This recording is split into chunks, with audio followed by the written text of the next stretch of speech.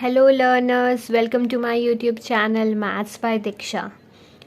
आज के हम वीडियो में क्लास 7th एनसीईआरटी के चैप्टर नंबर 8 कंपेयरिंग क्वांटिटीज़ के एक क्वेश्चन को सॉल्व करेंगे।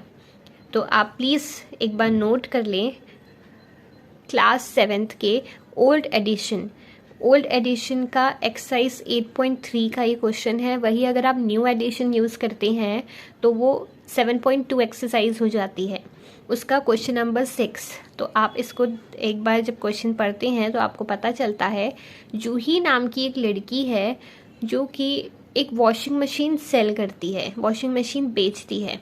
वो बेचती है 13,500 रुपये में, और वो जब वॉशिंग मशीन बेचती है तो बार्गेनिंग करते वक्त उसे 20% का लॉस होता है। तो क्वेश्चन में पूछा है कि कॉस्ट प्राइस कितनी होगी उस वॉशिंग मशीन की। तो आइए स्टार्ट करते हैं।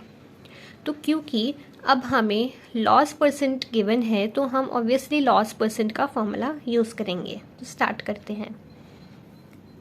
लॉस परसेंट का फॉर्मूला आप सबको पता ही होगा क्योंकि ये चैप्टर की लास्ट एक्सरसाइज है। तो आप प्लीज़ बताइए क्या होता है। लॉस परसेंट का फॉर्मूला होता है लॉस अपॉन CP मल्टीप्लाई 100। यही होता है ना। अब जो जो गिवन है वो पुट करते जाएंगे। तो लॉस परसेंट हमें गिवन है 20, उसको हम लॉस परसेंट के नीचे लिख देंगे, इक्वल टू लॉस हमें क्या पता है, नहीं हमें लॉस नहीं पता। तो यहीं इस क्वेश्चन में बच्चे अक्सर इसलिए कंफ्यूज हो जाते हैं। वैसे इस एक्सरसाइज में एक दो क्वेश्चंस और हैं जिसमें हमें CP गिवन था। तो जब हमें CP गिवन होता है हम CP पुट कर देते हैं, फिर हम इस फॉर्मूले से हमें लॉस की वैल्यू निकल जाती है। बट यहाँ पे हमें CP भी नहीं गिवन, लॉस भी नहीं गिवन। तो हम एक चीज़ यूज़ करते हैं, आपको पता होगा लॉस जो होता है वो CP माइनस SP होता है। तो हम यहाँ पे लॉस को ओपन करके लिख देंगे, that is CP minus SP, और ये CP ही रहा मल्टीप्लाई 100। ठीक है, फिर हम क्या करेंगे, ये 100 इधर मल्टीप्लाई में था, यहाँ आके डिवाइड में हो गया। CP हमें निकालना है, SP की वैल्यू हम पुट कर लेते हैं, दैट इज 13,500।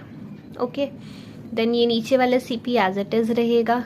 अगर हम इसे रिड्यूस करें तो ये बन जाएगा 1/5, ये as it is.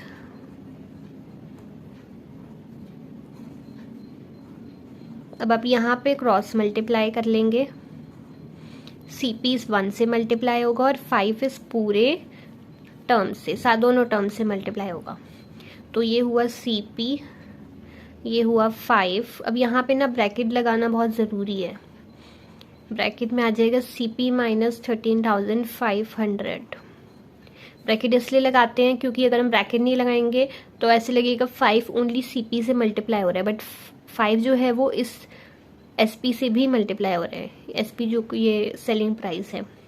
Okay, then हम क्या करते हैं, बाहर वाला नंबर ब्रैकेट के अंदर के सभी नंबर से मल्टीप्लाई हो जाता है। तो 5 इससे भी होगा, इससे भी होगा। तो हम इसको यहाँ कर लेते हैं, CP equal to 5CP minus, अब ये इससे मल्टीप्लाई होगा तो आ जाएगा 67,500।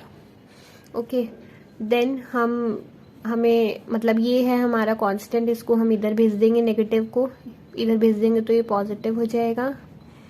ये 5CP अपनी जगह पर, देन ये वाला CP पॉजिटिव था, इधर आके नेगेटिव हो गया। अब 5CP में से माइनस CP करेंगे तो 4CP आ जाएगा, और ये 67,500। अब इधर मल्टीप्लाई में है तो ऑब्वियसली डिवाइड में हो जाएगा, इधर आके डिवाइड में।